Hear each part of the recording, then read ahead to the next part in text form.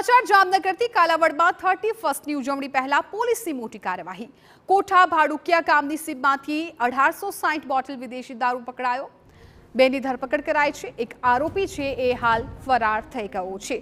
31મી ઉજવણી પહેલા આ મોટી કાર્યવાહી કે જ્યાં 1860 બોટલ વિદેશી દારૂનો જથ્થો ઝડપી પાડ્યો છે। બે લોકોની ધરપકડ કરી છે અને એક આરોપી છે જે ફરાર થઈ ગયો છે તેને પકડવાની હવે પોલીસે તજવીજ હાથ ધરી છે।